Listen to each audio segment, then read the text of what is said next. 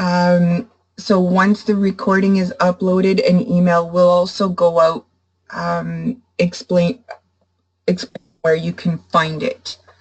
We will be keeping track of questions throughout the presentation, so you will all remain on mute. And questions will be dealt with at the end unless we notice one of the questions is applicable that needs to be addressed right away. We will then address it.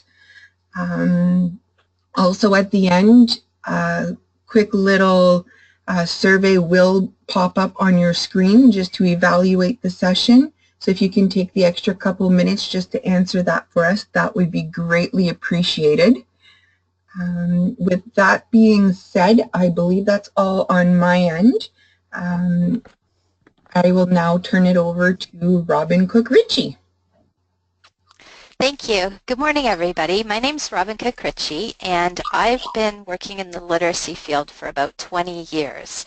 I currently manage a small school board program, and I'm involved in all the aspects of that program. Our program, just to give you some context, is co-located with an employment service agency, and we work really closely with them to ensure that learners are accessing all the services they need to be successful. I'm going to be referring to this partnership quite a bit throughout the presentation, just so that you're aware of that. What is really nice about this presentation today is that it's being offered to both literacy and basic skills workers and employment services workers. So it's unique in that it's for both groups. This webinar was originally developed through a partnership between Labec Literacy Ontario and Literacy Link South Central. And it was actually developed to be specifically for LBS workers. The Northern Literacy Networks asked me to deliver this again, but to deliver it with content also introduces specific for employment services workers. So that's what I've done with this particular presentation. So today we're going to cover a variety of topics. Some will be more specific for literacy and basic skills agencies, others for employment service agencies. But because those two types of agencies are working more closely together, I think the information is valuable for both groups. So I'm going to do a general overview of challenges and strategies when working with this particular group of learners or clients. So learners or clients that have lower levels of literacy. I'm also going to actually specifically talk about some numeracy and literacy strategies and resources that are available. This section is a little more applicable to the literacy and basic skills providers, but I think that it's also informative for employment services to understand the types of resources that we're using, and you might be able to pull from those resources as well with some of the newer programs that have been introduced in employment services.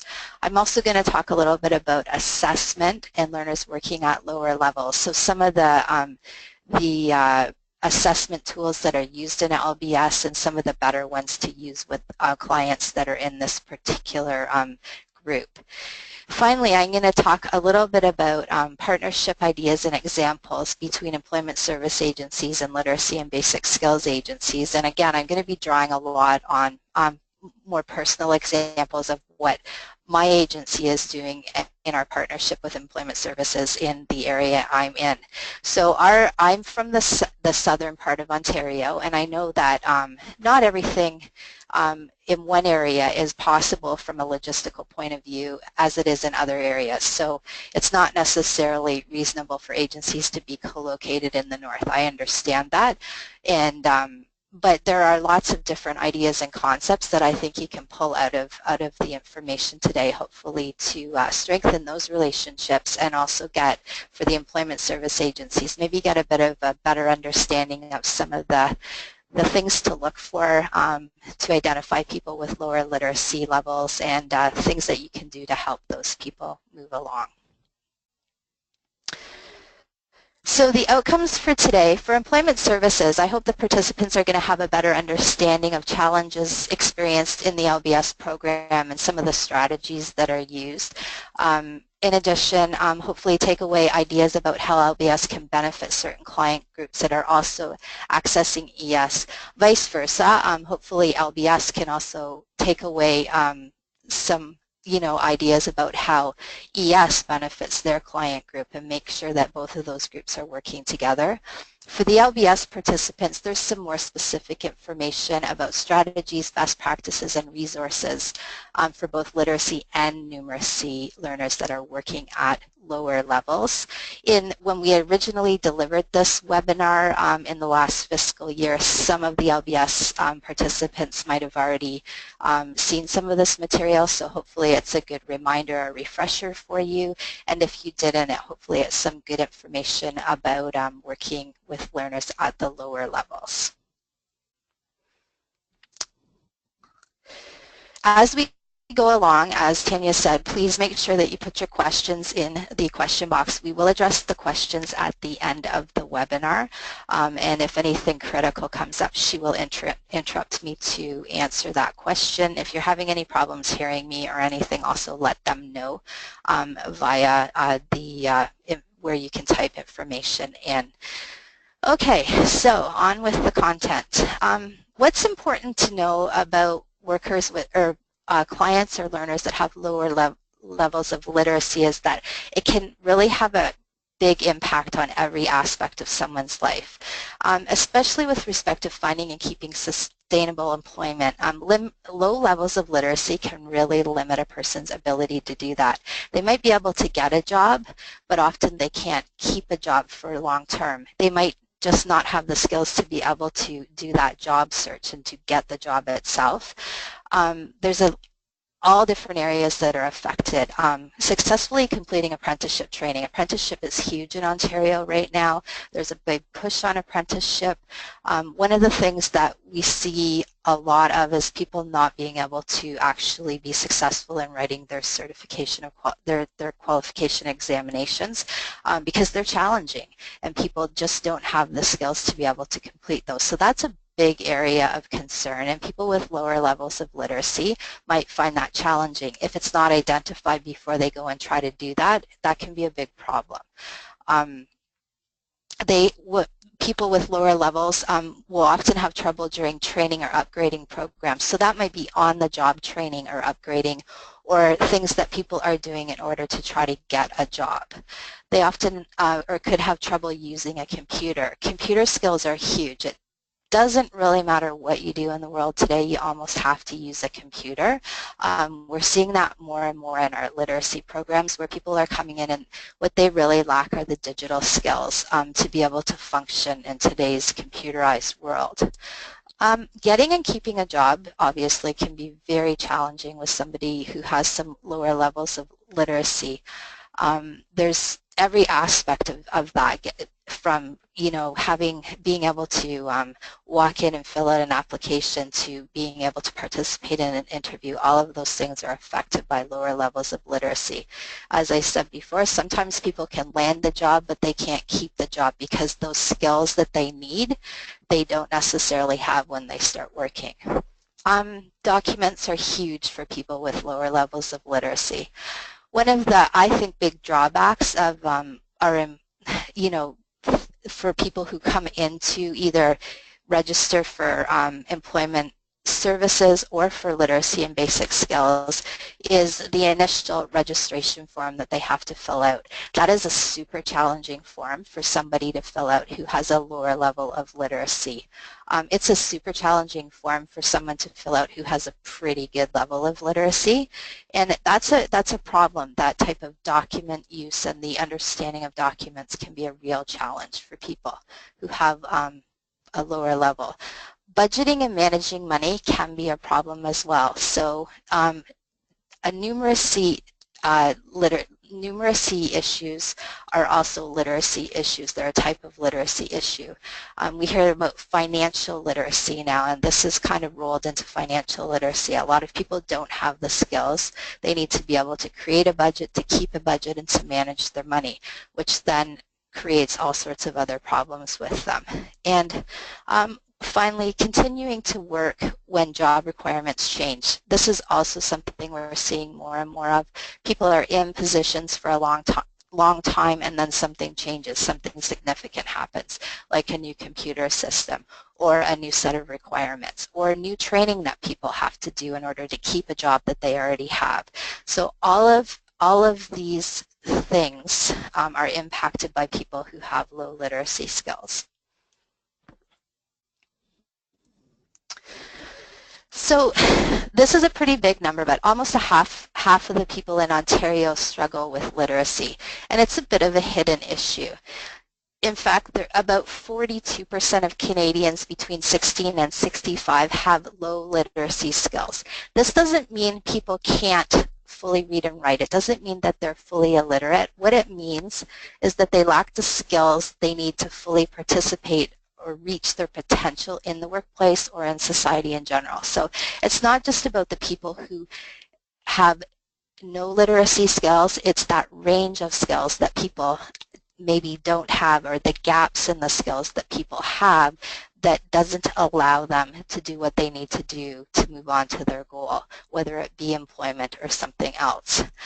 We also have a lot of newcomers in Ontario, and they're learning to speak English. Reading can be a challenge for them too.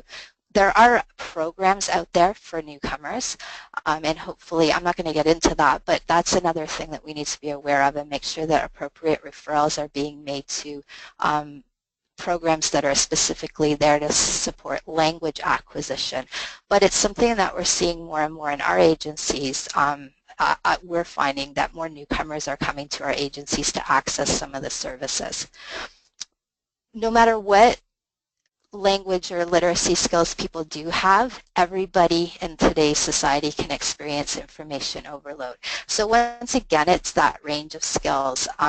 You might be a highly literate person, but you might have a skill gap in a certain area around digital literacy or around financial literacy. So it's just important to recognize that literacy is a pretty broad problem or issue, and that there's all sorts of different variations of what that issue is, and just being aware of it. So what is low literacy? Kind of a broad definition, but it's more than a reading problem. So it's important to remember that it is more than just a reading problem when you're dealing with people. You have to be kind of aware and looking for different things. People with low literacy might have difficulty understanding oral and written communication. They might have different thinking strategies and problem-solving approaches. This is actually a positive. In my mind, this is something that people kind of bring out, or you might see with people who have challenges. They tend to have incredible coping skills, so they're able to cope with a skill gap in a way that's sometimes quite extraordinary or impressive. Most people who have low literacy are extremely resilient. They're usually functioning. They're making their way through life. They're not probably able to reach their full potential, but they've probably developed some pretty impressive strategies to be able to function without the skills they need. People with low literacy skills are likely to understand verbal and written information more slowly than others, so it might take them longer than what you would expect to be able to process information that you're giving to them. And sometimes what seems like a bad attitude might actually be a literacy problem. And we do see this, we see people who seem to just, be mad at the world, maybe have a bad attitude about coming to programming or being getting agency services. Sometimes that's actually because they're frustrated and there's an underlying issue there with literacy. Not always, but it's something to keep in mind. There's lots and lots and lots of signs to look for when people potentially have low levels of literacy or literacy issues. Just because somebody exhibits a sign doesn't mean they have a literacy issue, obviously, but being aware of those signs and identifying them and being sensitive to them will maybe help you if you actually want to move to the next step with somebody and discuss the issues or make a referral to be able to support people if they do have lower levels of literacy. So some of the signs when someone is asked to read something, and you might have heard many of these before. For the literacy professionals on the webinar, you probably know most of these. People will often make excuses to avoid whatever it is you're asking them to do. So filling out, a registration form. I can't read this because I forgot my glasses. I don't have time to do this. Can I take it home with me? I've got a sore hand, so I can't fill this out. People might read really slowly. They might look at the page they're supposed to be reading, but they're not actually moving their eyes back and forth. That's pretty subtle to look for, but it's a sign that maybe they're not actually reading it because they're not able to read it. They might ask questions about things that are very clearly stated in the document, questions that you think would have been answered quite easily with whatever it is they're reading. When they're writing, they might make a lot of spelling or grammar mistakes in the writing, filling out a form, for example, a participant registration form with incorrect information, not understanding where to fill in the information or what information is required in a particular box. People will often, and this is a coping skill, they'll bring a friend or relative with them who helps them with reading and writing. And they might do it under the guise of a number of different reasons, but it's really common for people to have a support system in place and people that are actually helping them make their way through life without having to, because they haven't acquired the skills they need to do some of these things independently. So those are some signs when you're asking somebody to read something, which happens quite commonly in both LBS and in employment services. Signs in an intake or interview situation. So when clients come in, most of the time we go through a process where they're meeting in both literacy and in employment services. They're meeting with either a practitioner or an assessor or an employment counselor. So some of these signs might be an indication of a lower level of literacy. Giving what seems to be indirect, confused, or irrelevant answers to questions. So sometimes people will do that. Acting confused or asking questions that don't seem to be related to whatever you're discussing, whether it be a problem or a situation or just something in general. Not asking any questions at all. So that they don't ask questions you would expect them to ask. Some people just will be very quiet rather than revealing that they don't understand what you're talking about or what you're trying to get them to do or read. People will often nod to indicate that they agree or understand something, but then they don't necessarily do what you expect them to do. So it appears while you're talking to them that they understand you, but their response or reaction or next step isn't what would probably logically be what they should be doing given what had just happened. So it's just, these are subtle things to look for. Again, they can be indications of many different things, and it's usually going to be a culmination of a number of different signs that you see with somebody that would give you an indication that they might have a lower level of literacy. So not just one of these things, but a combination of things that they do when they're reading something or filling in a form or talking to you. So just things to keep in mind. Other signs. So not showing up for meetings is a sign. Not understanding what time they were supposed to be there. Being early, really, really early, or being really, really late. Being really, really early is often a coping mechanism for people. Being in any of those things can indicate that they didn't understand instructions, for example, on an appointment card, or they weren't able to write down the information if something was set up through a telephone call. Signing documents that they don't understand rather than admitting that they have a reading problem. I think this is a pretty common one. I think a lot of people sign the documents, will sign documents without fully understanding them, and it's really important with everybody, not just people with low literacy skills, that we're explaining what people are signing, especially when they're registering for programming. Looking very uncomfortable when you give somebody something to read is a sign. Again, giving the impression that they don't understand the next step in the process, so you expect them to know what to do next, but they don't. And also frustration and anger people can storm out, they might become confrontational. Those can be signs of actually somebody who is reacting or feeling very frustrated over the fact that they do have low literacy skills, and they're not necessarily going to tell you that that's the problem. It might come out, they might project that anger or frustration in a different way. So sometimes if somebody becomes frustrated or angry and it doesn't really seem to make sense, that could be a sign of lower levels of literacy. So those are just things to think about.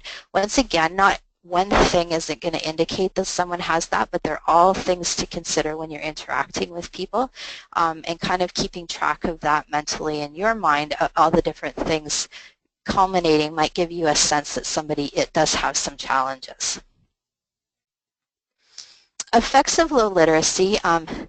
Low literacy can have a very profound effect on someone being employed or staying employed. It also, just in general, affects every aspect of a person's quality of life. As I said before, they'll often develop really great coping skills. Some people have great memories. They depend on others. They make things up to cover it up. People will often have low self-esteem, frustration or anger. One of the key common effects we know is that there's usually increased unemployment and a need for public assistance when people have lower levels of literacy because they're not able to sustain employment. On the flip side of that, there's a real loss of people's talents in the workplace and in the community. So people have a lot to offer, and sometimes they can't participate because they have a skill gap, and we're missing out on all the other talents that they have. There's a really high correlation between accidents and injuries on the job, on job sites, for people who have low literacy skills because they're not able to read information or understand processes. You know, if someone gets a memo on what to do if X, Y, or Z happens and they can't actually read the memo or understand the information in that memo, that can be a real problem on the job. So you have increased costs to individuals, businesses, and society in general. There is a correlation between low levels of literacy and high school dropouts, but it's also important to know that a lot of people who have their high school degree may have a low level of literacy. So a high school degree isn't an indication that someone has a high level of literacy, I guess I want to say it that way. We see a lot of clients in literacy and basic skills in particular that have their grade 12, but they still have some pretty significant skill gaps. They vary from client to client, but just because someone has their high school doesn't mean that they have adequate literacy skills. However, if they don't have their high school degree, that is something also to keep in mind and flag as well, because there's always a chance that they are lacking skills if they haven't finished that. We see low literacy creates a cycle of illiteracy. Parents aren't necessarily able to support their children fully, and that can actually create that cycle. People can't fully participate in society. They can't do things like maybe vote.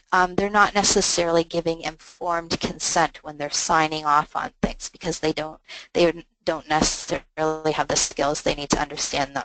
Poor health is also correlated to low levels of literacy, and that correlates to higher health care costs. There's the whole cycle of poverty that's also associated with low levels of literacy, and that's another whole webinar, but it's just something to keep in mind.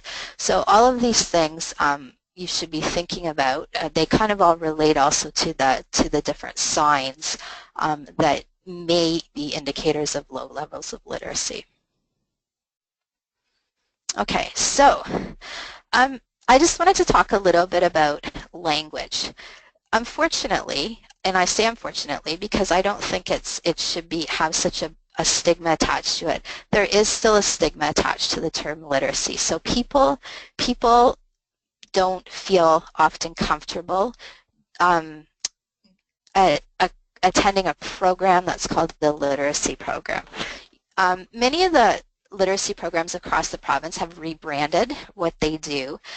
They do the same thing that they used to do, which is actually help people acquire the literacy skills they need to function in society fully and become employed and move on to further education and training and be independent. But the language that is used is often language that seems to be more acceptable.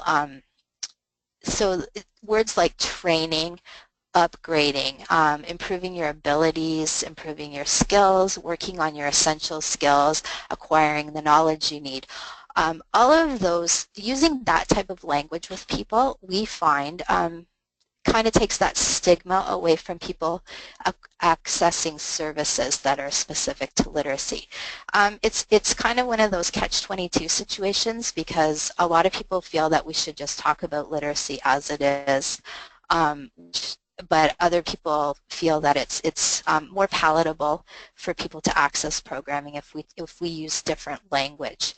As different literacies are identified, so you now hear about things like digital literacy, financial literacy, health literacy, I think the term literacy is becoming more mainstream acceptable, but we do in literacy and basic skills. We're part of Employment Ontario. We like to talk about training, we like to talk about upgrading, we like to talk about acquiring skills, acquiring knowledge. So both groups of people, literacy and basic skills providers and employment services, I think that approaching somebody about who has lower level literacy skills, approaching them about maybe making a positive move to improve those skills, whether it be through acquiring it through an literacy and basic skills agency or different routes, talking about it in terms of training and upgrading is probably an easier sell, I'll say, for the people who need to acquire those skills. So just some food for thought. There are different opinions on this. I kind of waver in the middle of how we talk about it. We did rebrand our program a few years ago, and we now call our program Bridges to Success. It used to be called Literacy and Basic Skills, which is what the actual program name is that's funded through Employment Ontario. So it just puts a more positive spin on what we're doing from a marketing perspective. So if you suspect somebody might have lower literacy skills, this is just an excerpt from some tutor training. So that would be training for people who actually work one-on-one with learners. That's not something you would necessarily be doing from an employment services point of view if you're in employment services, and this is more focused on actually delivering training or literacy training, but just to some food for thought on how you would approach or talk to people, what the difference between what is kind of seen as debilitating help and enabling help. So you always want to be enabling people, asking questions and giving time for reflection and response. So instead of speaking for somebody or providing answers for somebody, giving them the time to think through what you want them, what the information that you need, and giving them the time to respond, assisting them with some additional questions. Being clear about expectations and being consistent is really important. Repeating things over and over if that's what you need to do, giving the information in different ways. It depends on what the challenge is, reading something to somebody, putting it in writing, keeping it simple. Those things are all really important. Reviewing expectations and goals on a regular basis. Making tasks relevant to life is really about, the type of training that's delivered. Literacy and basic skills training is very task-based. Everything we try to do with people, we try to do in a real-life way as close as possible as we can. Putting things in a larger perspective or providing context. So instead of being really simplistic about things, you need to do this, putting it in a bigger context for people, relating it to their real life is helpful for people. Not making choices for people, but making sure that people are given the opportunity to make their own choice, giving them the options, but giving them the time to understand the options, and asking people things instead of telling them things. So just again, some food for thought. If you suspect somebody has a lower level of literacy, what you want to be doing is helping them make choices and ensuring that they understand what's going on, in a way that enables them and supports them and increases, makes them feel like they're a part of the process and not making decisions for them.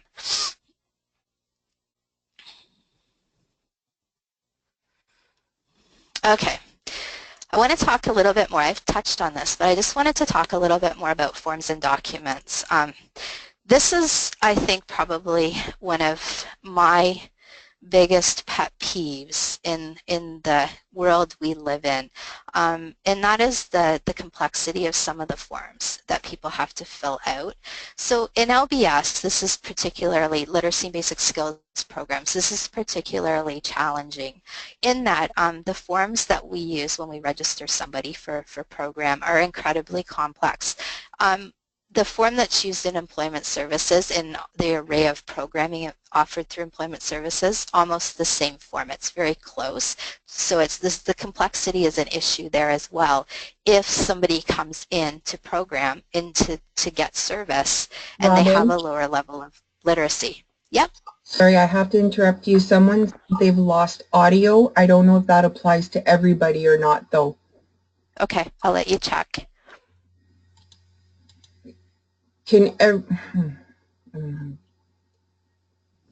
you guys can hear me, can some, I don't know how I'm going to do this.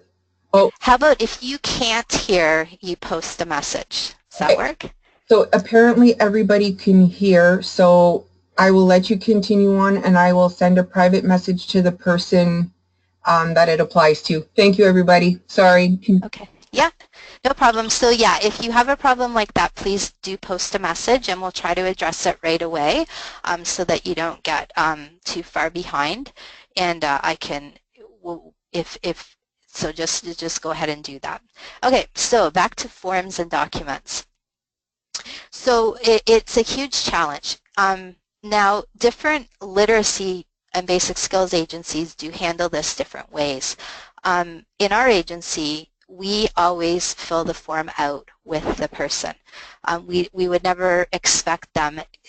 We know that if they're coming to us, then they have identified that they have some form of a literacy challenge, so we would never assume that they can fill out a complex document. I'm speaking of the participant registrant form.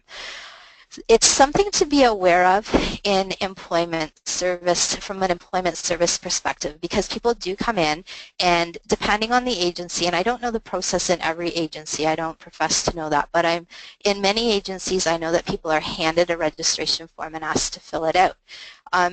Now, most of the people are going to be able to do that. If someone has a lower level of literacy, what they might do is they might try to fill it out. They might have a coping mechanism in place. For example, they might have brought somebody to help them fill it out. And that's something to watch for when people come, to see if somebody's actually has somebody there filling out the form for them. Or they might just not fill it out and they might leave because they're frustrated. And they don't want to tell you that they have a problem filling out the form, and they don't want to try to fill it out because it's very complex. So there are some things that you can do. The most basic thing is to not make an assumption that every person who walks in the door can fill out the form, and to offer them the option of having assistance with the form. On the basis that this is a really complex form, many people, would you like some assistance filling it out, or do you prefer to do it by yourself? And I'm not sure whether or not this happens or not, but if it isn't happening, it's something to think about. I realize it's a lot of manpower to help people fill out forms, but I think it can make a real difference if you're catching the people who might otherwise not access service because they're unable to do that. Also, giving people privacy within an area to be able to fill out their forms is an important part of dealing with people who might have lower levels of literacy. So they might be more comfortable if they do need assistance doing that in a private space. It's not maybe logistically possible in every center. I realize that as well, but it might be as simple as, you know, having a couple tables, smaller tables available in a reception area where people can sit in a more independent way as opposed to having one big table. So there are just things that you can think about to make it more comfortable for people to have to, when they're faced with completing complex forms, such as the registration form, give them that opportunity. At the same time, if they do identify with requiring assistance, that's, you know, something to put in that kind of think about as, is this a sign that they might have a lower level of literacy and might need to actually improve some of those skills in order to move on or be successful. Okay, so I'm going to talk a little bit about clear writing now, because clear writing is really important. And it's something that every agency can do to be able to help address a demographic of people who maybe don't have the skills to deal with complex marketing materials and written materials within any type of an organization.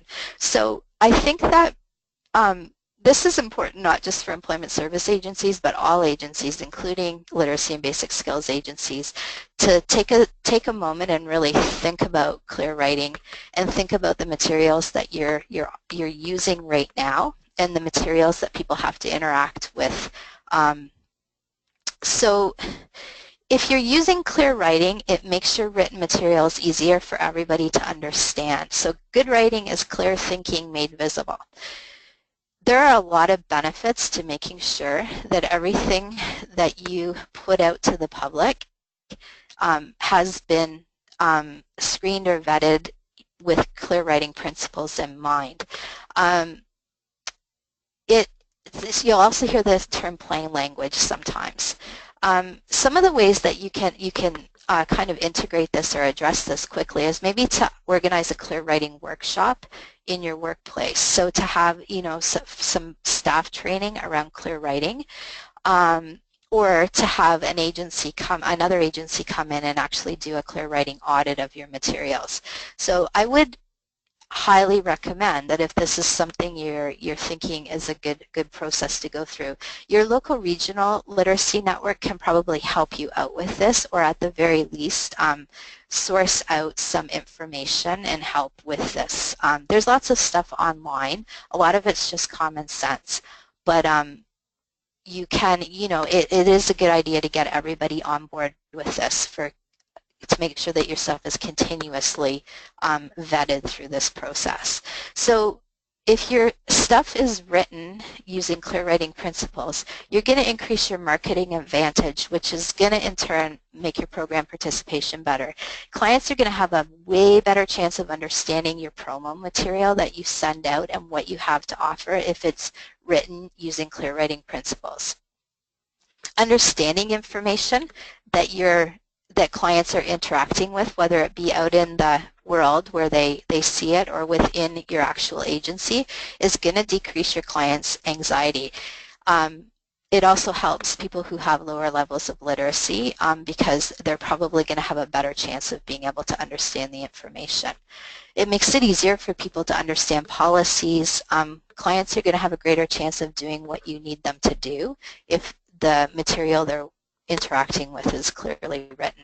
And people are going to trust what you have to say because clear messages are much more powerful messages. Just really, those are kind of the basic underpinnings of it and how it can benefit your organization. There's a lot of myths around clear writing. People are like, oh, it's going to take too much time and it's going to be too hard to deal with this. Do you know how much stuff we have, how many documents we have, how much promotional material we have? So it can be done one step at a time. Pick a time that's convenient and start reviewing your written materials, one document at a time. Gather feedback from the people that you work with, so your referral partners, other agencies that interact with your material. Ask your staff for feedback. Have all the staff take a look at the material.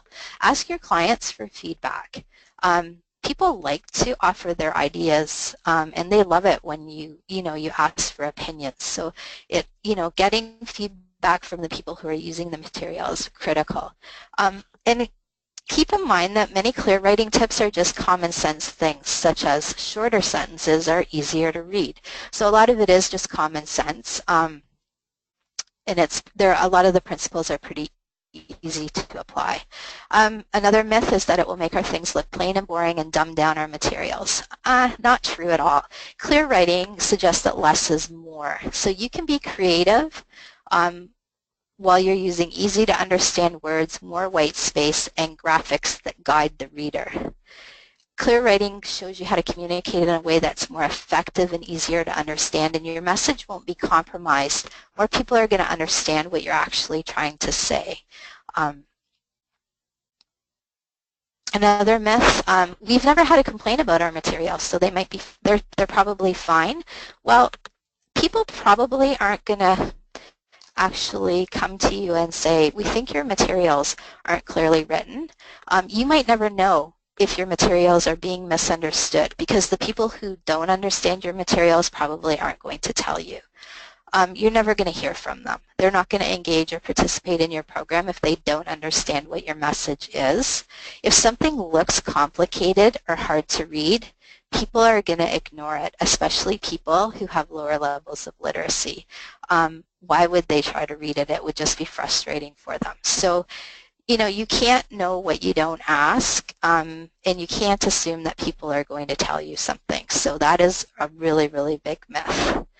So I'm just going to give you a little laundry list, and this is really just a laundry list of clear writing tips.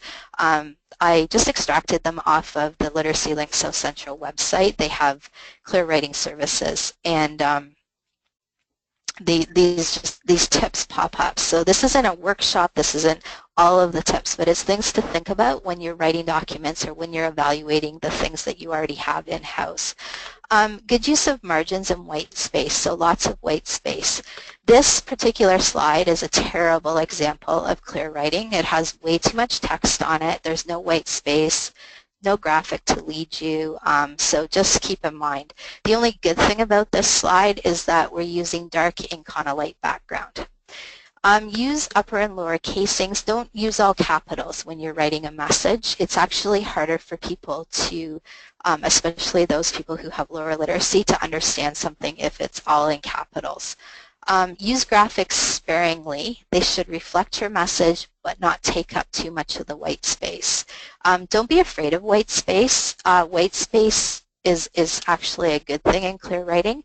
Graphics are good too, but too many graphics and graphics that don't make sense can be actually quite distracting and make something very unclear. When using lists, list things in the same grammatical form. Only introduce one new piece of information per sentence. So don't use long or complex sentences in your materials. Dark ink on a light background is always best. I see a lot of light ink on a dark background. So you see a lot of that when you're making presentations. And honestly, you might think that's visually stimulating and nice, but it makes it more difficult for people to be able to interact with that information. It's always best to go dark on light. Your best combination is black ink on a pale yellow background. Your worst combination is blue ink, like dark blue ink on a blue background. Using an active voice, for example, saying we decided rather than it was decided is always best. And be aware of acronyms. So acronyms are a problem across all different organizations, especially those ones funded through the government, I find. Acronyms are everywhere. Our latest acronym, the MAISD one, or whatever, the MAESD for the ministry that funds probably most of the agencies of the people who are on this webinar, is a perfect example of a new acronym that nobody can ever remember what it means. Acronyms are not useful for people. It's always better to spell it out for people. I've today probably said LBS about 50 times, and I shouldn't do that. You should always try to use the full term, which is, for those of you who are not sure, literacy and basic skills. We tend to say LBS, ES, EO, all of those sorts of things. Your average person walking in off the street has no idea what you're talking about. So same with your print material. You should always make sure that any acronyms are actually defined. Keeping sentences, tenses consistent, and then telling your readers what you want them to do, not what you don't want them to do. So it's always best to speak in terms of what you want them to do, and not speak in terms of the negative, what we don't want people to do for clear writing. So literally that's just a laundry list of clear writing tips. What I would encourage you to do, because this can make a huge difference in people accessing your material, especially those people with lower levels of literacy, is if you're not sure of where to start, talk to your regional network, regional literacy network, and see if they have any tips or if they offer any services or know somebody who offers some services. Barring that, you can do some research yourself and just start internally within your own agency, thinking about those things. Robin, just before moving on, just because we're on clear writing, we do have Sarah Gill on the line on the webinar, and she did indicate to see www.learningnetworks.ca for clear writing contacts. Awesome. Thanks, Sarah. Yeah, so the Learning Networks of Ontario have their own website, and there's lots of resources on there. So we can, what I can do, I'm going to make a note. I'm going to add that website link into the presentation before I send it, so that people can access it easily, and you can get more information about that there. Okay? Thanks, Sarah. That was great. Okay, so the next, I talked a little bit now about, signs of somebody who might have lower levels of literacy, some ways to approach how to interact with them or talk to them. Some food for thought on the language you're learning if you're suggesting someone access some service to actually address some of those skill gaps. And then I talked a lot about clear writing because I think it's something really tangible that agencies can do. That's a step in the right direction and a very good way to support or kind of make sure that people with lower levels of literacy maybe have a better chance of accessing and understanding the service. So the next portion of the webinar, I'm going to talk more about numeracy and literacy strategies and tools. This is more specific to literacy and basic skills providers. And as you'll see, I used an acronym and probably shouldn't have, but hopefully everybody at this point knows what LBS means.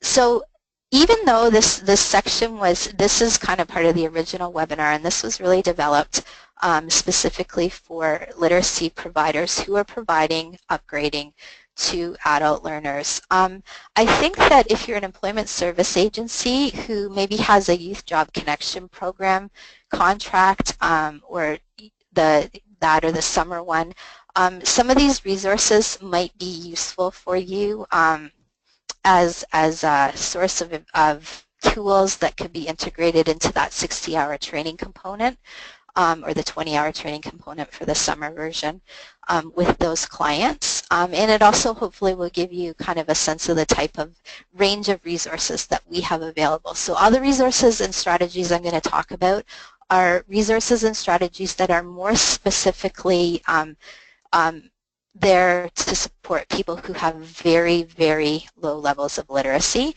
And it's kind of broken down into numeracy specific and literacy specific strategies and tools.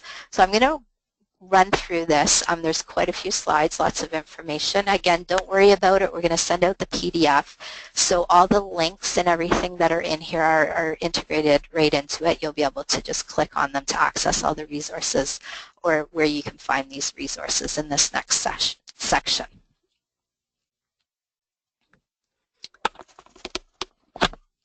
Okay, numeracy strategies. So these are just some basic strategies to employ when you're working with people who have skill gaps related to numeracy and lower levels of skills for numeracy. You want to build comfort and confidence by doing activities to help learners think about the experience they already have working with numbers. So prior learning experience is key. That's key. These are basically adult learning principles. You want to help learners link their experience with math language and concepts. So math language and concepts may be very foreign to people, but if you can link the experiences they've already had with those, it's going to make that learning process easier for them.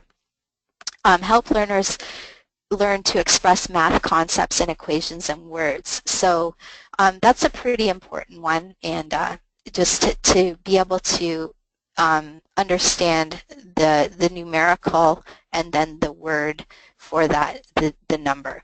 Using games and manipulatives to introduce concepts and reinforce learning is something that is a great numeracy strategy for somebody who's at a very low level. And using graphic organizers to help learners solve problems is also a great tool. Keep in mind the strategies and tools that I'm going to present in this section are just a sample of things. It's by no means a comprehensive list. It's just a list of things that are out there right now that can be used with people who have very low levels of literacy. Building confidence with prior knowledge. So again, here's a simple sample activity, giving learners a handout with whole numbers from 1 to 100, working together to encourage that kind of, those soft skills as well whenever you're doing any type of literacy, and asking them to label as many numbers as they can with something from real life. So example, 12 cans of pop in a case. Discuss answers as a group. So again, linking math, and these are for people who have very low levels of numeracy, linking math with real life, putting it to a real life context with prior knowledge. Linking experience to math. So for example, have learners brainstorm a list of all the places they use math in everyday life, at school and at work. Use that list to create a self-assessment to determine what learners can do and what they need to work on. So where are all the places you use math in every day? Walk through your day from the time you get out of bed until the time you go to bed at night, and where are all the places that you might actually interact with some form of math. So that's an experiential type of activity for really low-level learners.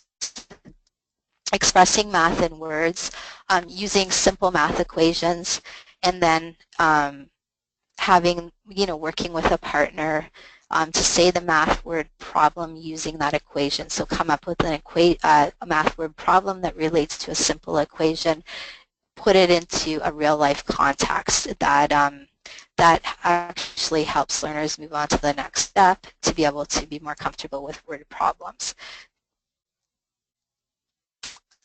Using games, we find that very effective.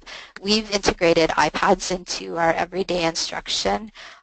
There are too many apps out there to even start listing them. I could do a whole webinar on great apps that you can integrate into a classroom. So that's a great way. Card games, dominoes, different types of games that actually are based on real life or integrate real life concepts and math at the same time. Manipulatives can be really great, often overlooked, to be able to incorporate or work with low-level learners. Things like clock manipulatives for analog time. It's amazing how many people can't have trouble with analog time because they've grown up using digital clocks. Money, pattern blocks, all those types of things. So those are all different strategies for working with lower level learners who have really low levels of numeracy skills. Okay, some of the resources that are out there, and again, not a comprehensive list, but just some of the things that we know are out there that you can access to work with learners who really have skills that are at the lowest levels for numeracy. Breakthrough to Math is a series. It allows you to focus on what the learner actually needs, because every single level or book focuses on a very specific skill and level. So for example, circles and volume. So it's really specific. There's placement inventories, mastery checkups, and teacher's guides for this particular series.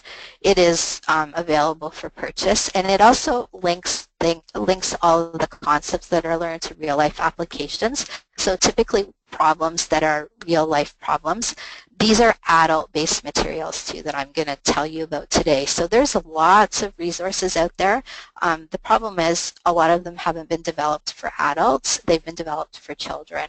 And it's a lot more respectful, and if the materials themselves are discussing adult experiences and real world experiences, and adults tend to do a lot better with those materials because they've been developed with their experiences in mind.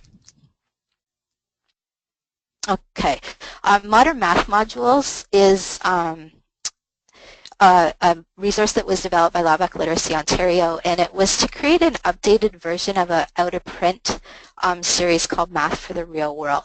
So this is, again, the skills are broken down into pretty specific chunks, so it's not something that you have to do in order. It's something that you pick out what the person needs to work on, and you can use that module with them.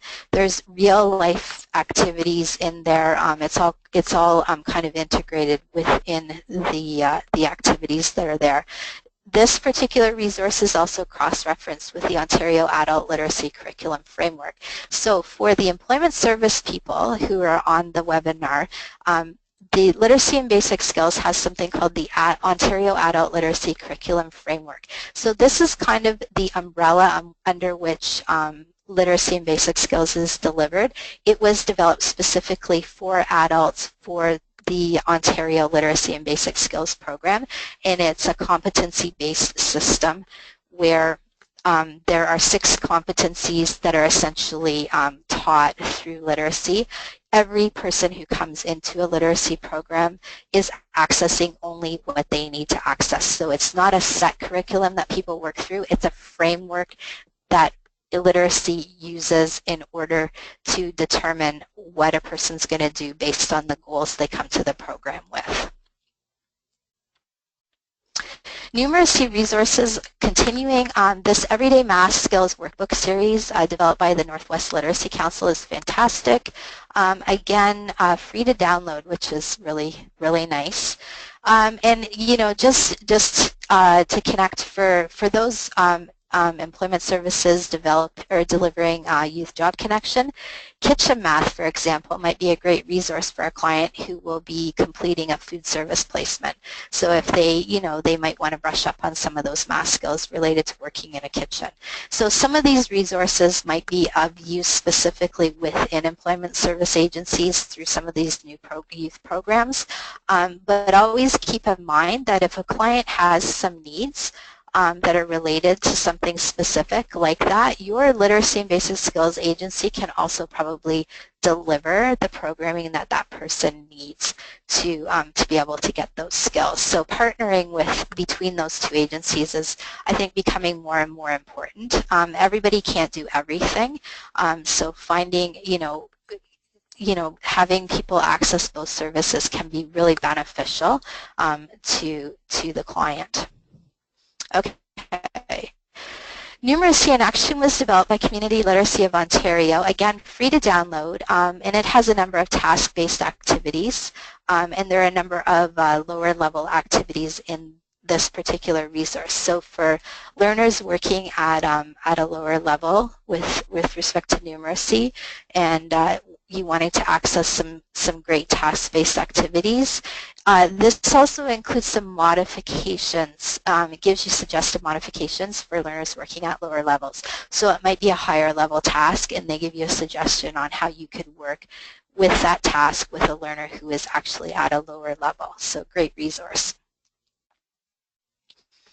Adding to my skills, Numeracy Curriculum for Essential Skills Level 1 and 2 by Project Read. So again, a numeracy curriculum. It is a set curriculum to deliver a 6-week class, but it can also be used as a standalone document for individual classes. So you can take out of it and use the different parts of it as needed. There is also an enhancement to this resource in using the Learning Hub with learners. So Learning Hub is one of the e-channel organizations in Ontario that deliver literacy and basic skills online. So another thing to look at, and it's also free to download. And again, has some, because it is curriculum for Essential Skills Level 1 and 2, especially the Essential Skills Level 1 part of that. For lower level learners, it might be something that you can utilize. Changing the way we teach math. This is just a great piece of research. It's got resources and tips and techniques to teach basic math to adult learners, and it's also free to download. So not so much a curriculum or a curriculum resource, but more a research piece, but it's a great basic read for people who are delivering numeracy to lower level learners. And the task-based activities for LBS website. So this website was developed a few years ago by Quill, which is one of the regional networks. The materials on it were actually came from a number of different sources, and they're vetted. They're in a standardized format. So they're task-based activities that you can access by searching on this particular website. Right now there's 142 level 1 understand and use numbers task-based activities on this website. So it's a great place to go for some resources. It has the search capabilities are pretty good on there. You can search by keyword. I believe you can search by level, and you can search by competency. So it's a great place to access some activities that were, again, specifically developed to support the Ontario Adult Literacy Curriculum Framework, which is what we're using in Literacy and Basic Skills in Ontario. So that's another great resource for numeracy lower level learners working. Again, if you're from an employment service agency, keep in mind you can probably get a sense that because we do learner-centered programming in LBS, we can pretty much deliver anything. Some of these resources also might be useful to pull from in some of the training that you're doing through Youth Job Connection, if you do have that program in your agency. Okay, this is an online resource. There are many online resources that you can access. This one's basically related to financial literacy. The reason I included it for low-level learners was because it includes both narrative and text, and you don't have to create an account to use it. So those are all pluses for me when you're working with a lower-level learner. So they speak to you. There's text in all of the activities. You can just go and pick anything you want to do on there, any topic you want to do. You don't have to sign in. The information is American, but relatively generic. So be warned, it's an American site, but most of the information is relatively generic. And as I said, there are a million different sites that you can access.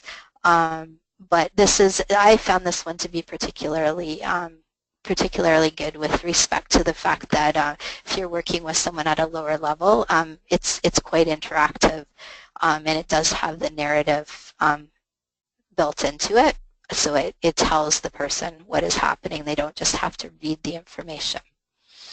Okay, so that's kind of my snapshot of very few numeracy strategies that can be employed with lower level learners, and of course some of the resources that are out there that you can access. There are many more, but these are just some of the ones that I know that are currently available, and in many cases are linked to or support the Ontario Adult Literacy Curriculum Framework. I'm going to move on and talk about literacy strategies next.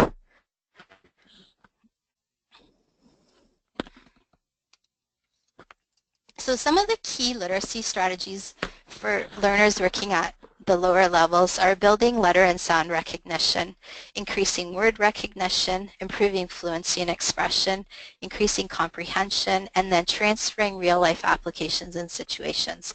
So again, Just some key strategies. They're not all the strategies. I'm just going to touch on a few. You'll notice on almost every slide there's a source, so with a hyperlink there, so you can feel free to get some more information about some of these things from the sources that I've pulled from. Hopefully, if you have a specific need, you can kind of reference that and go get some more information. You can only do so much in a webinar.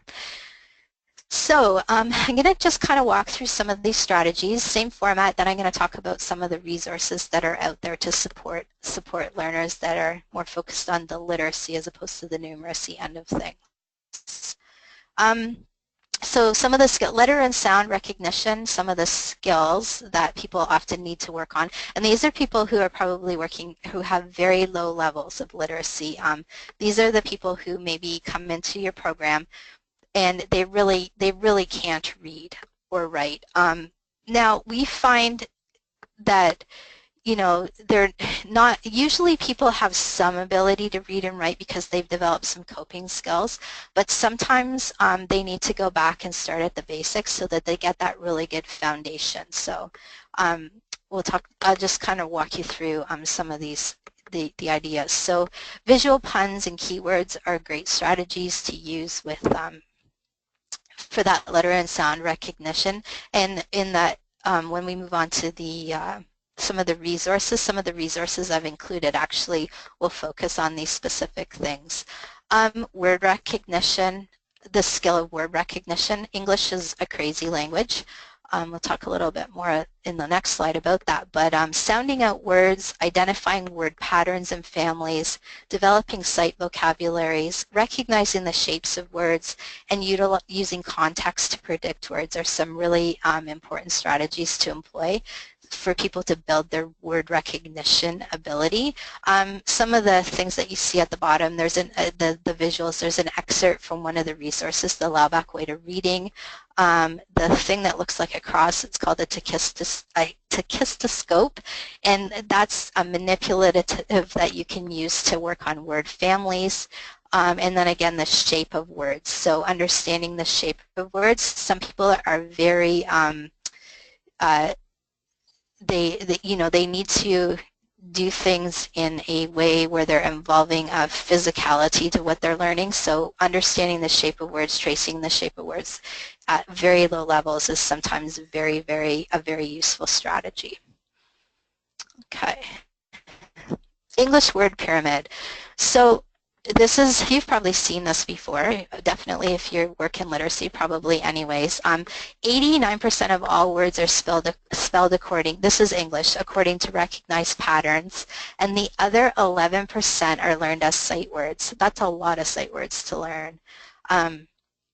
So 50,000 words account for 95% of English, the common English that we use in our day-to-day interactions. That seems like a lot of words, but what makes it even more is that a lot of those are words that are sight words as opposed to words that you're learning and according to patterns. So sample activities might be creating word banks specific to a learner's goal, whatever it is that they're there to learn. Flashcards can be a really useful thing to use. There's lots of great online flashcard sites now as well that you can employ, especially if you're integrating things like iPads into your programming, or you have a computer lab where people are working on computers. Circling or highlighting sight words on real-life materials related to the learner's goal path. So always relating it back to real life, integrating real-life materials. We talk about that a lot for adults, using real-life materials as opposed to kind of fictitious or things that are made up. Creating cloze activities using materials related to the learner's goal can also be very effective. So that's essentially where you're using passages and you're taking words out that people then have to figure out what word goes in that space. So that can be, those are some strategies or activities that you can use to address this particular skill with lower level learners. Fluency and expression can be a real challenge for people. this, like teaching strategies like phrasing, teaching punctuation, using the strategy of modeling and duet reading can be really effective. So for example, you know, a great technique is using a text that is slightly too difficult for the learner, just slightly, and you read the method or that material together using a technique called duet reading. So that's one way. Modeling reading a sentence or a paragraph and then having the learner repeat it back. Alternating reading sentences and paragraphs with the learner. So as you can see, most of these strategies are, because you're working with lower level learners, they're usually one-on-one strategies. And that's becoming an increasing, you know, an increasing challenge even in literacy and basic skills program to have the capacity to do that. So, you know, you have to be creative in coming up with ways to do this. I'm not going to go into too much detail about how these strategies play out, but again, on every page you'll see, most pages there's a link to a resource which is going to give you more information about some of these strategies if you want to learn more about doing them. Okay. Comprehension. So some of the strategies to use to improve comprehension: active reading, questioning, relating to experience, increasing variety. So looking at, and this is really important, people understanding how different documents and texts are laid out. So pointing out titles, headings, assessing prior knowledge. Before you introduce a new topic, find out what the learner knows about the topic. Prior knowledge is really helpful in people becoming engaged with new material.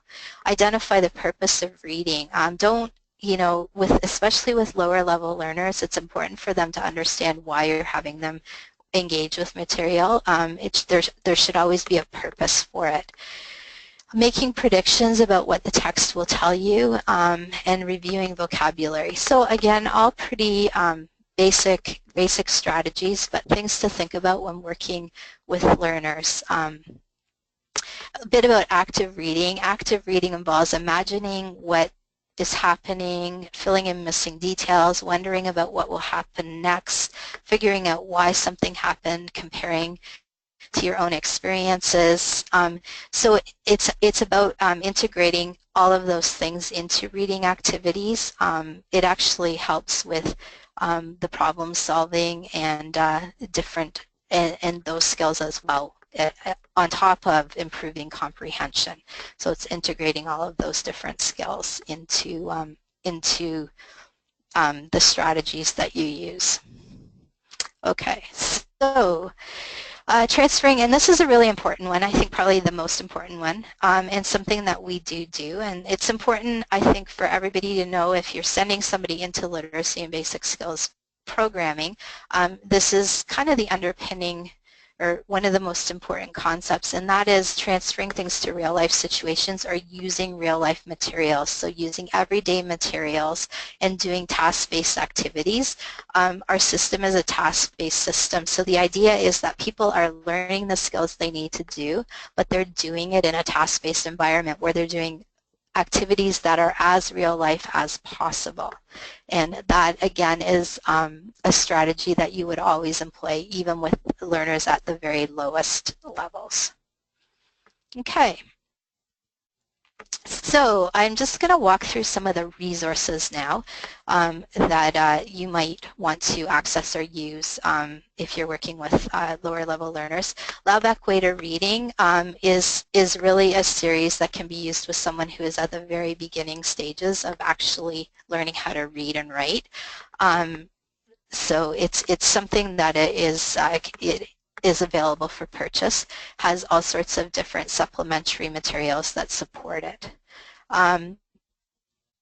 This is a supplement to that series. It was developed specifically for Ontario, and it's task-based activities that are specifically related to the different levels of Laubeck-Waiter Reading, and they're also aligned with the Ontario Adult Literacy Curriculum Framework. So it's a companion piece that actually puts some of those skills, has people practice those skills using task-based activities.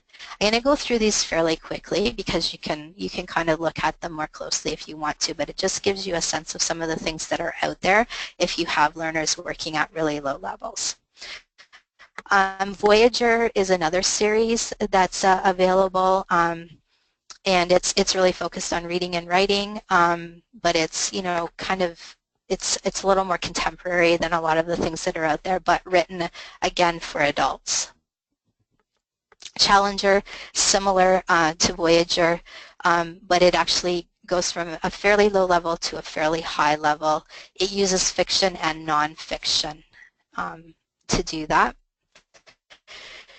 A3 in the Employment Path is a resource that was developed by one of the regional networks, Project READ, and it was a curriculum that was specifically created for the Ontario Adult Literacy Curriculum Framework, and it relates to a very specific competency: extract information from films, broadcasts, and presentations.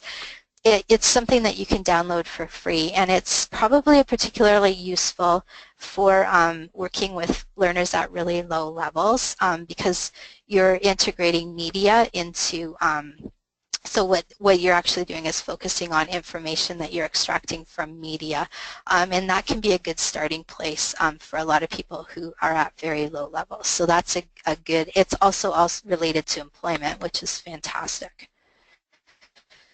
Okay, this is just another resource online. It's movie segments, again related to A3, so to extracting information from films, broadcasts, and presentations. And it's a great resource if you're working with learners at lower levels. Once again, task-based activities for LBS. Great place to go and get kind of finite activities that are specific to a person's level and goal. There's a lot of level 1 task-based activities on there for lower level learners. So for find and use information, you know, you have over 200 and communicate over 200. Digital technology, there are 86 of them, and then managed learning and engage with others. There aren't as many, but they're still available. So that's a great place to go for resources. So those are just a few of the resources that you might be able to access for learners working at lower levels. And, you know, all of the resources that I've tried to pull or present today are ones that are task-based. They relate to, a lot of them do relate to employment, support people who are on the employment goal path, along with other goal paths, but just, you know, so just so that people can get a sense that that is definitely something, you know, from a partnership perspective. You have a lower level learner who maybe walks into an employment service agency. They need to develop some of those skills. I mean, it might make sense for them to access some literacy and basic skills before they try to move on to the next step, which is, you know, typically to obtain employment. It might be something else, but in the, you know, generally it's to obtain employment. So just some thought about that. I'm going to talk a little bit about milestones. Again, this is more for the literacy providers on the line, but just to explain what a milestone is to the employment service people. In literacy and basic skills, part of the programming or one of our performance indicators is learner progress. So we have to make sure when learners come into our program that we can actually demonstrate that they're making progress towards their goals. One of the mechanisms for doing this is called a milestone. So if you've been working with literacy at all, you've probably heard of milestones. If you're working with literacy and you don't know what a milestone is, it's always great to go and take a look. Ask them if you can kind of get a sense of what a milestone is, get some more information. Essentially what they are goal-related assessment activities. So they're standardized. We have 60 of them that people might be asked to do. The expectation is that learners don't do every milestone. They're only asked to do ones that are appropriate to their goal path and reflect what they're there for. So milestones aren't the sum total of their program. They're just intended to help us track learner progress, to show that learners are making progress. Every milestone is related to competency task group or level within our curriculum framework. So the successful completion of a milestone doesn't mean that they can do everything at that particular level. It just shows that they've actually been able to demonstrate that they've acquired some of the skills to carry out that particular goal-related task. Milestones have been kind of a particularly challenging piece in literacy for those lower level learners, because there is an expectation that those learners are making progress, but a lot of the milestones are at a level, even the level 1 milestones, where it can take some learners a significant amount of time to be able to progress to the point where they're able to successfully complete a milestone. This is right from the Milestone User Guide that is on Employment Ontario. Milestones for Competency E Managed Learning may be a good place to start in the milestone selection process. So that's a kind of a more general milestone. It's more of a self-assessment milestone where people are assessing their ability to manage their own learning. So it's some thought with some of the lower level learners, the level 1 managed learning milestone, if it's appropriate to what they're there for, might be a good place to start as far as deciding on what milestones are going to make sense for that learner to complete to show that they're making progress over time. With respect to the milestones, a couple of years ago, there was a recognition that some of the milestones required some accommodation or adaptation so that they could be used with some of the lower level learners. So 22 of the 60 milestones are now available with a version that's adapted to face-to-face administration, which means essentially in most cases that the person administering, the assessor administering the milestone can in some cases read the instructions to the learner because they're not assessing reading in that particular case.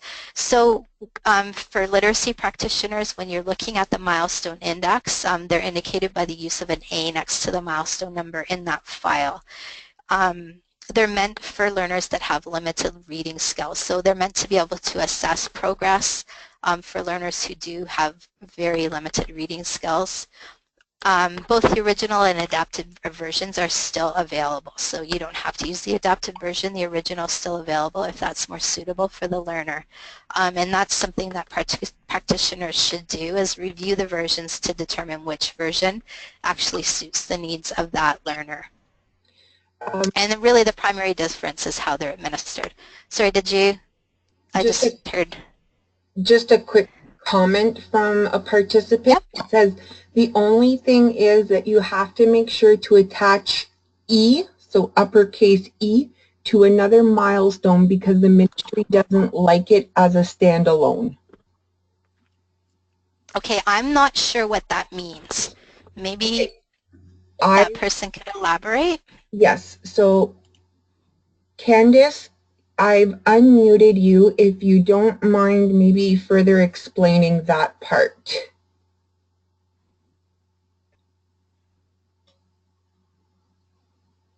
Oh, engage with others. Sorry, didn't finish the words. So the only thing is that you have to make sure to attach. Candice, can you hear me? Yeah. Okay, can you just elaborate on that, please? Can you hear me? Yeah. Yes. Okay, so just with the engage with others, you just have to make sure that you attach it to another competency, because the ministry really doesn't like the digital technology, the managing learning, or the engage with others as standalones. So if you're going to do a milestone, you're going to have to do that one. That one's great to have at the beginning, but then just make sure that you also do another one. This is just my own experience. Yep. Okay, great. Thank you for that. That's really helpful. So I think, yeah, it's important to know, and again, this is something that I will just say, it's important to know what the expectations are in your region. So there are employment and training consultants. I mean, there's standardized, we do have standardized guidelines, but there are certain expectations in each area may or may not have different expectations. So you need to be sure that whatever you're doing from a programming perspective and an assessment perspective does meet with the expectations of your area. Typically, and I'll just, from my experience, typically, a learner may start with engage with others, but a typical learner plan in our agency would probably have at least 3 milestones on it, and typically would cross competencies. So it's very, very rare that you have somebody who's there to do something so specific that it doesn't cross competencies, because it's very hard to do one without the other. So, but that's a really good point to make about you know, making sure that you are addressing the full range of needs that a learner has, and your assessment as far as identifying milestones to show learner progress should reflect that as well. So thanks for that. That was really good point. Okay, I'm not gonna, I put this slide in there because I'm sending out the PDF. This just actually gives you the numbers of the milestones with an adaptive version. For employment service people, hopefully this is helpful for you, because you get an understanding of what's happening in LBS and how we, one of the ways that we do assess clients. Milestones are kept in a secure portal. So milestones are not something that that you can actually look at. They're only given to a learner when they're administered. Once they've been administered, they're actually kept locked up. So a learner doesn't take a milestone away because they are technically a secured assessment instrument. So you can find out about milestones, you can learn about milestones, but you wouldn't ever probably see a milestone, but it's just important to know that they exist. So a few years ago, a number of the networks did something that they called Literacy Champions. Some of you might have been involved in that initiative. And what it was essentially is a series of kind of like webinars where people who were identified as you know, champions in particular areas across literacy did talks about different topics. And those webinars were recorded. There were actually some text documents generated out of that, which you can access on Learning Networks of Ontario on their website. So in one of those webinars, best milestones to use with lower level learners were identified by the Literacy Champions. So this is just a list, a little laundry list of some of the milestones that were identified as those that are probably ones that would make the most sense to start with if you're working with lower level learners. So milestone 1 or 2, because there's not a lot of text to read. Milestone 8 and 9, same reason. Milestone 15, because there's an oral communication focus. 18, 10, or 20, because those are tasks related to daily living. 27, 28, it uses information they're familiar with. Milestone 36, because it gives you lots of flexibility. And 54 and 55, because those are frequently done activities. Those are actually digital tech ones. So just you know, a sense of some of the ones that were identified. And that was done through talking to a number of different people, not just the Literacy Champions, where people were able to say, you know, why ones that they use frequently that are linked to, you know, common learner goals, and why they use them, why they're kind of good choices for people working at lower levels. So again, just a little laundry list. Okay, so that is, you know, I've kind of gone over now some of the literacy strategies and resources, the numeracy strategies and resources, and I've talked a bit about assessment, in particular the milestones that are used within literacy and basic skills, and those things that are probably would support learners working at lower levels. So I kind of want to flip now and talk a little bit about the relationship and partnership between employment services and literacy and basic skills, and the importance of making sure that we're referring back and forth. You know, this is going to make this, and if employment service agencies are identifying people who do have lower levels of literacy, making sure that they're getting service. On the flip side, making sure LBS is actually delivering service that people need.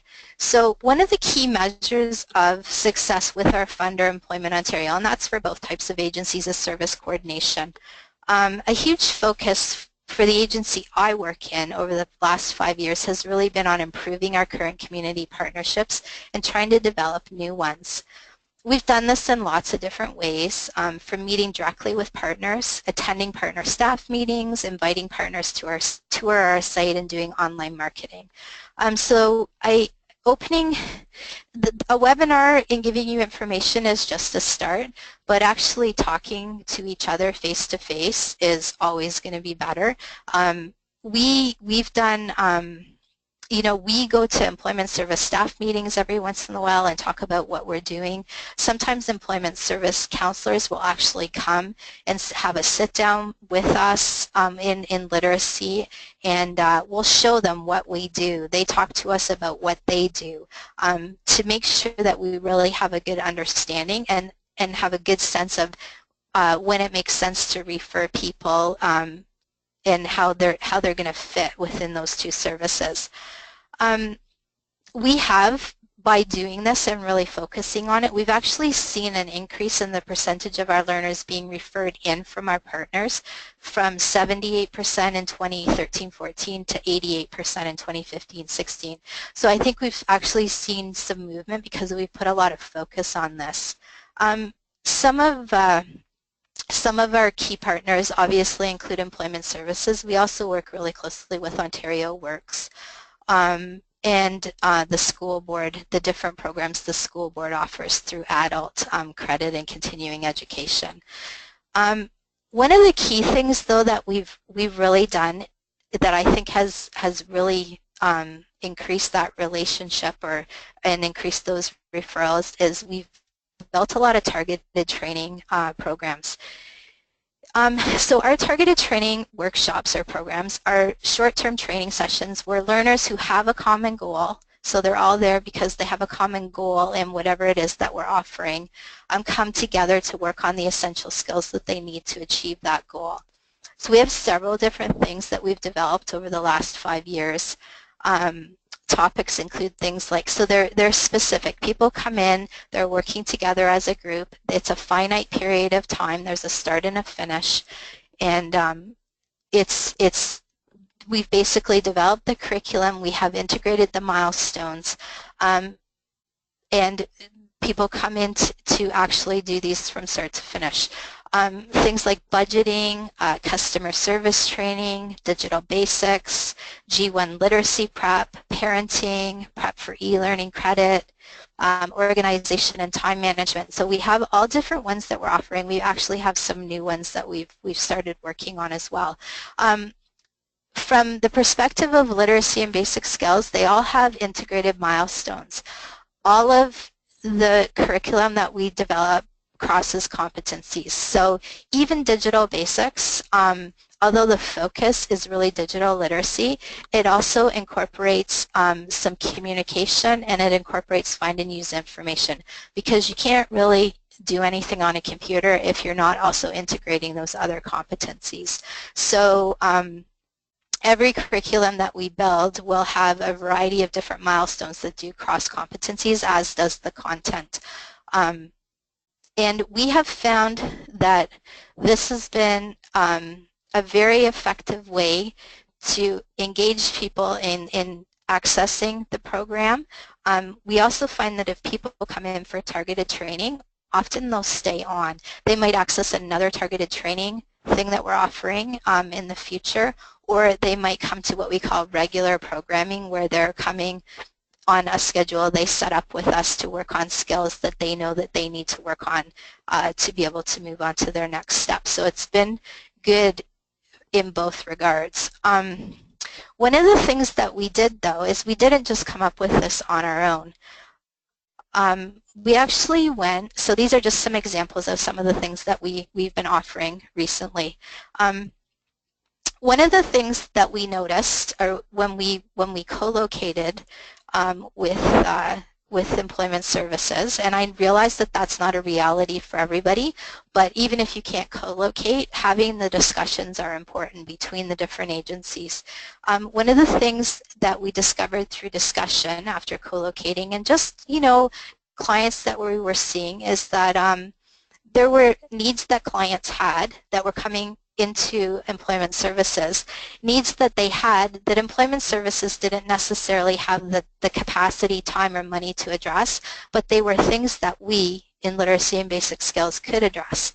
So we essentially built a targeted training workshop that is focused on digital basics, but everything that they do in that is actually related to finding a job and applying for a job. So all of the task-based activities are related to finding a job, but they're building the skills that they need to be able to do some of those things independently. So we're not doing or taking away from the workshops that Employment Services offers. We're actually supplementing what they offer to fill the skill gaps of the learners that the Employment Services were seeing. We've been actually offering that one for 4 years now, and over the 4 years we have updated it, changed it, modified it a number of different times based on emerging needs, new needs, feedback from participants, feedback from employment counselors, our own feedback based on what we've seen over time. So that's an example of one that we built in partnership with Employment Services. So when they see somebody who has a low level of literacy in a particular area, usually related to something digital, they refer them to us, and we actually fill that gap with these skills. We're able to teach these skills, but we're doing it in a task-based environment, and it's related very closely to their goal path. Similar customer service training is another one that we've developed. Again, people who come in that are lacking some of those skills, we've been able to come up with something that fills the gap. So we see a lot of referral from Employment Services into this training, and obviously when they're done this training, the next step is for them to actually get a job. So we also see people who just come into this training and then we refer them back into Employment Services once they've completed it, because hopefully that fills the gap of the skills they need to maybe move on to an employment situation. Budgeting, organization, and skills. So sometimes we do this one separately. We do just budgeting, and then sometimes we combine the budgeting, organization, and time management all into one. This one, again, some of the common signs of low literacy is inability to budget, sometimes lack of organization skills. So this addresses a lot of those skills. This developed more in partnership with Ontario Works, so we have a lot of uptake from Ontario Works with this particular one. But again, all of our referral partners refer into this, and we are referring back afterwards. So having said that, I just wanted to share that what we've done is we've just tried to work really closely with Employment Services and other referral partners to come up with training that makes sense for clients and that helps clients move on to their next step. And these are just some of the examples of what we've come up with. Okay.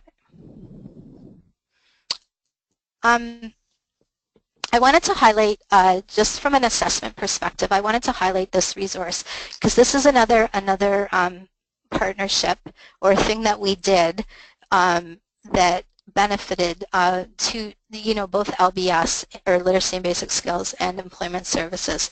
So this resource was developed by Literacy Northwest a couple of years ago, and it provides assessment tools organized by the 5 goal paths, the 5 Ontario Adult Literacy Curriculum Framework goal paths. So there is actually a document that is specific, for example, to employment. Again, free to download, fantastic resource. It's a collection of assessment tools. So one of the things that we worked in partnership with Employment Services on was pulling some of this assessment material from this resource to help them develop an assessment tool that's cross-referenced to essential skills for their Youth Job Connection participants that might have lower levels of literacy. So not everybody does this assessment, but in some cases those clients that they're considering for that Youth Job Connection program might go through this process of doing an assessment. It's a literacy assessment. If there's gaps identified, then they would be referred into literacy. And it's just another tool that can be used to be able to identify people that have lower levels of literacy and maybe do require some additional upgrading before they move on.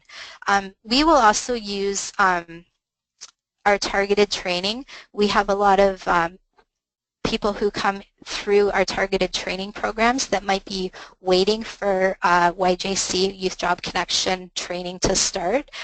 So a lot of what we do is complementary to that training.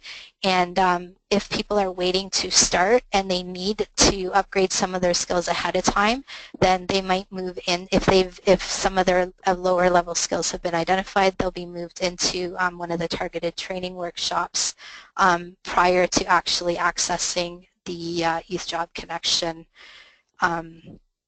training block that they all go through, the 60 hours or 20 hours in the summer.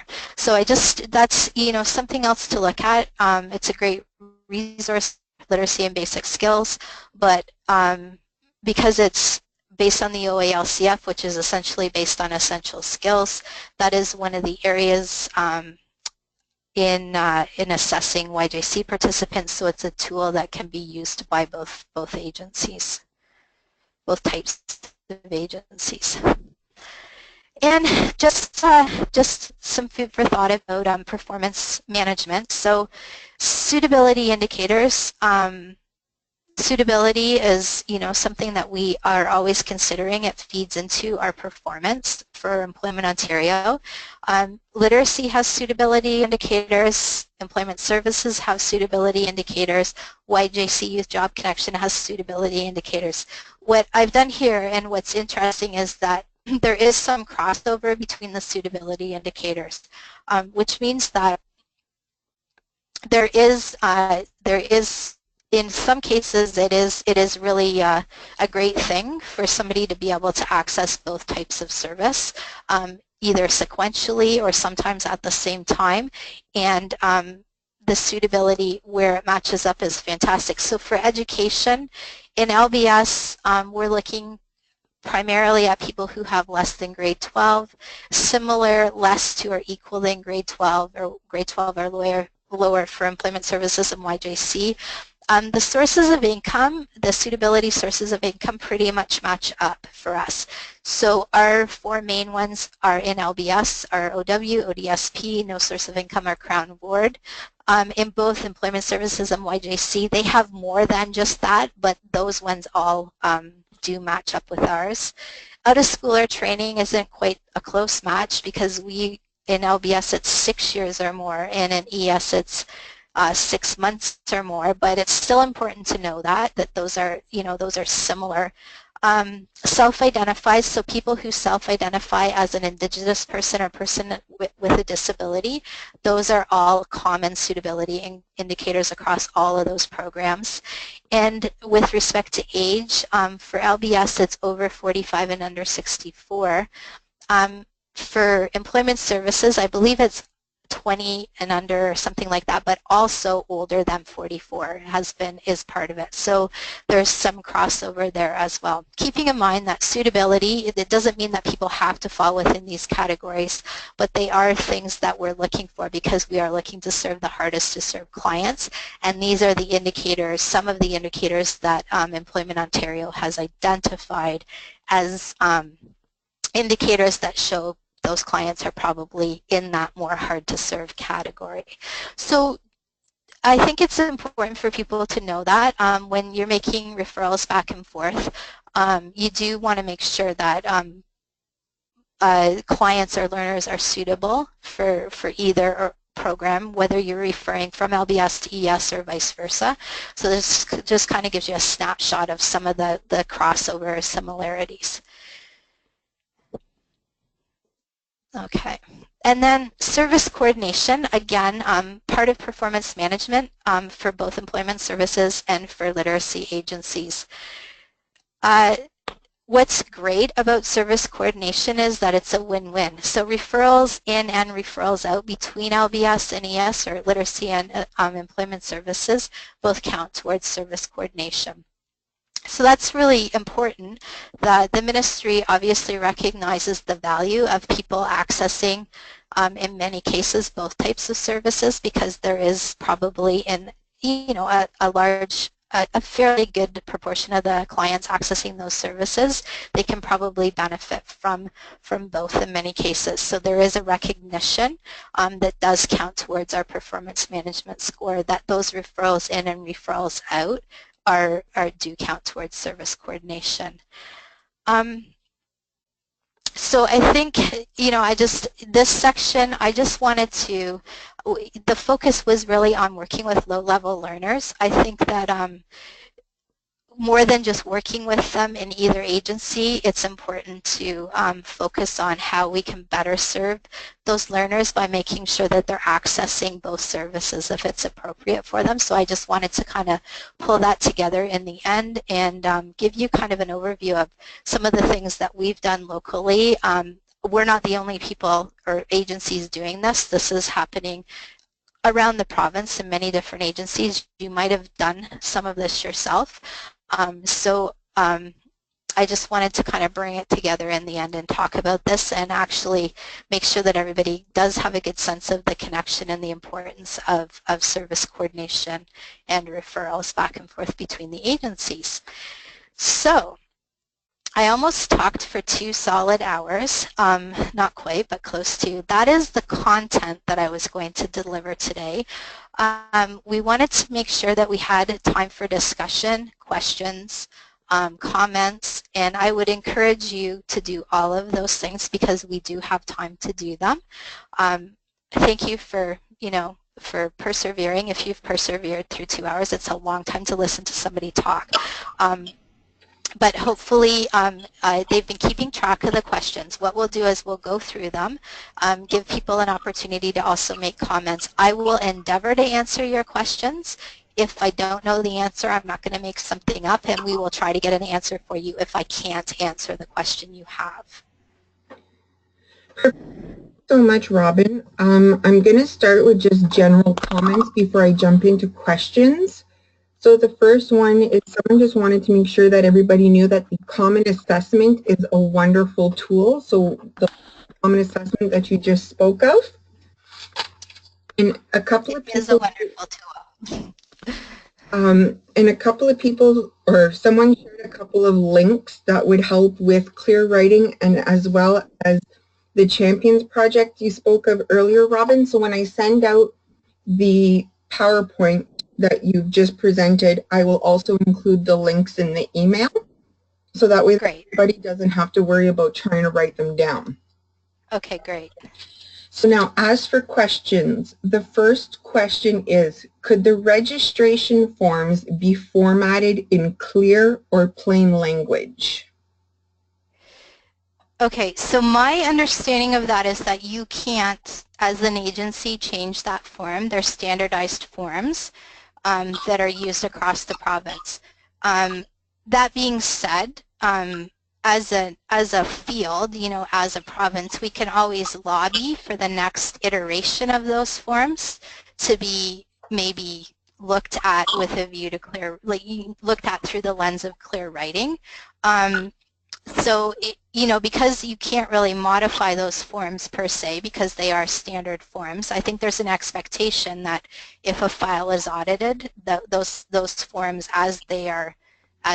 you download them are in there and filled out properly and all of that stuff.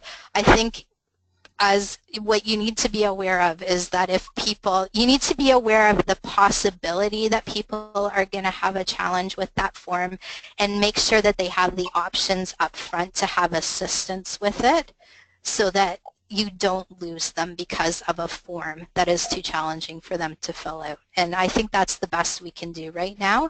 But it's, it's something that you can talk to.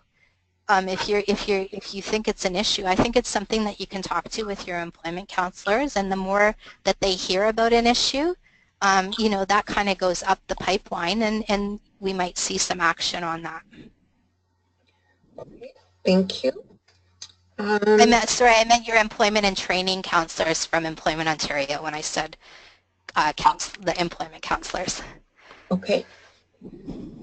Someone wanted to know, first their question was, do we have all this information in French? And I asked for clarification. So they're looking for the tools that you're speaking of, like the Teach Math for Basic, the flashcards. Is any of that available in French?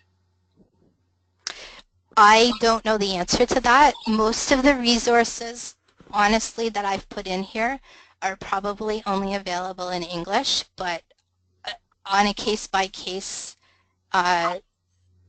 like looking at them at each one individually, I don't know if any of them are available in French. Okay, so maybe what I'll do then is get a list of those tools and resources and see what is available in French and what isn't. I'll see if COFA might have in French or what we can do with COFA. Right, and COFA might also be able to take a look at the list, and I was just going to suggest COFA, take a look at the list and suggest alternatives. So it might not be that resource, but they might have another resource that is comparable. COFA has a lot of great resources in French that would be fantastic to have in English, actually. So. Okay. Anita, just to clarify, the wonderful tool that we were talking about was the Common Assessment tool that Robin just referred to near the end. Another practitioner mentioned that that Common Assessment tool is a wonderful tool. Outlines, Robin, that you were discussing. Someone wants to know if these are available for them to access. I'm sorry, I didn't catch the very beginning what it was. The course outlines that you were talking about. Course outlines. Maybe they can clarify. Are they talking about the targeted training? Let me just go back and find the person who asked that question. Okay, Candace. I will go and mute her. Okay, Candace, you've been unmuted. Can you maybe just clarify your question, please? Yes, it was the targeted training that you were talking about. If that's able, if it's available for us to access as well. There is targeted training curriculum out there that you can access in a number of different places. Most of the stuff we have in-house, we've kind of developed specific to our client base. I can share the flyers that we have for ours, which give you an outline of what the curriculum content would be. And we can probably give you a list of some of the places where you can access some of the material. That'd be great. Thank you. Okay. The next question is there an assessment for ES, so employment services, to use to identify literacy levels?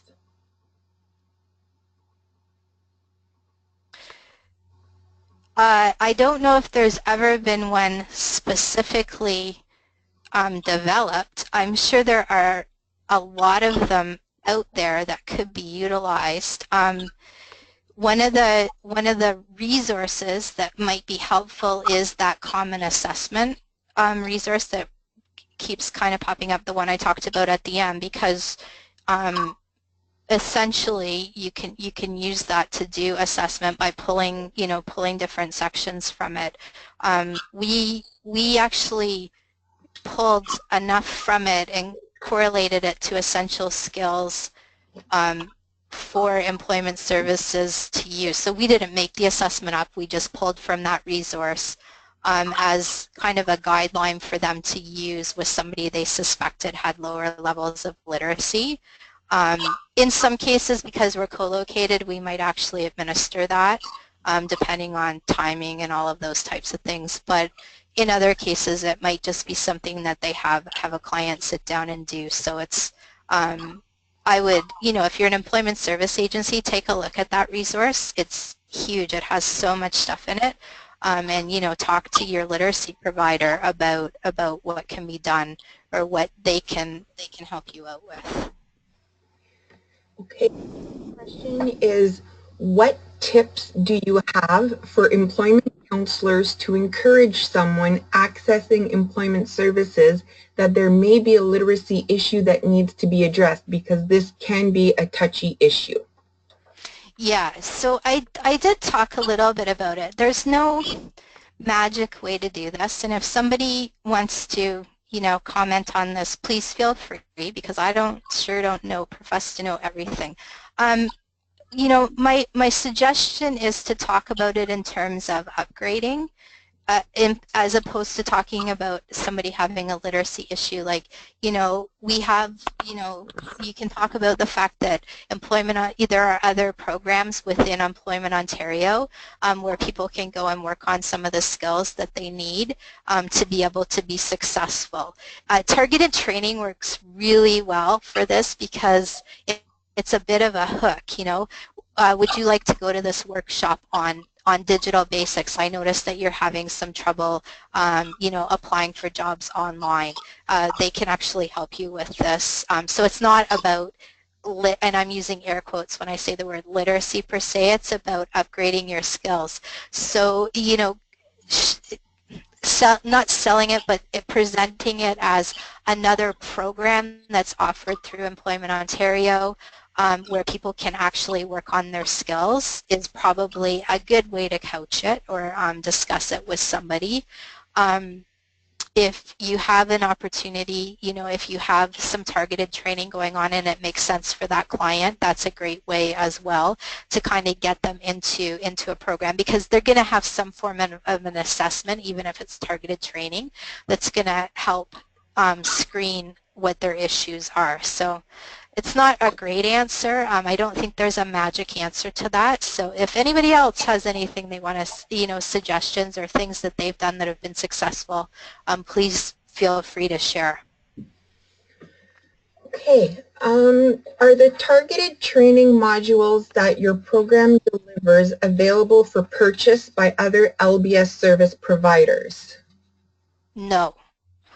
We don't sell them. We've developed them.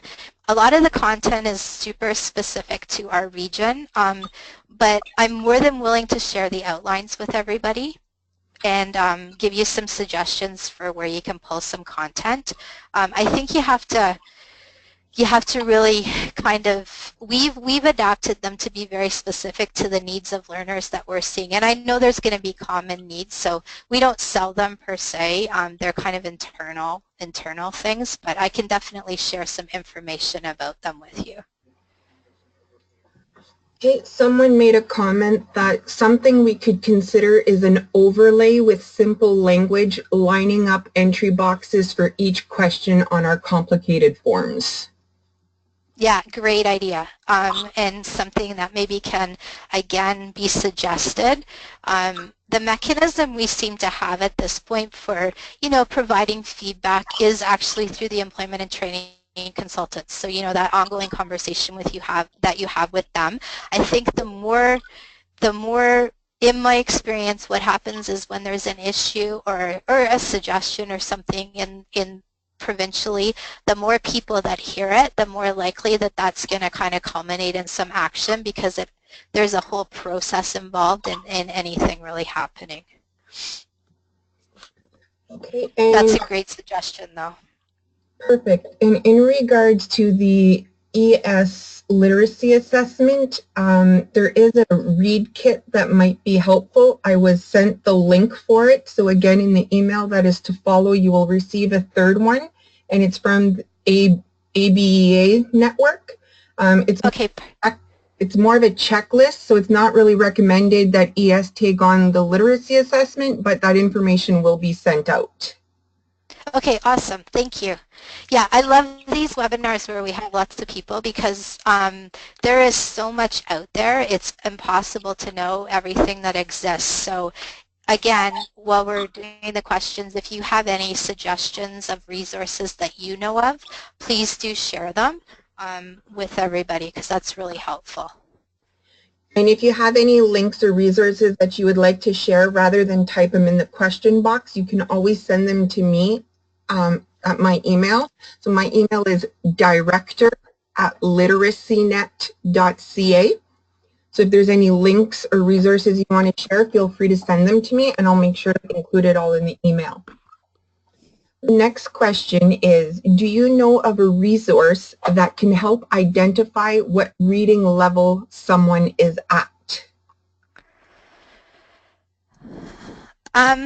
Well, that's kind of a hard question. There's a lot of different things that you can use to assess reading level. There's a lot of different interpretations of reading levels, so it depends on what you're looking for, like what type of a level you're trying to assess, because there are different levels as well. So it's not an easy question to answer. Okay.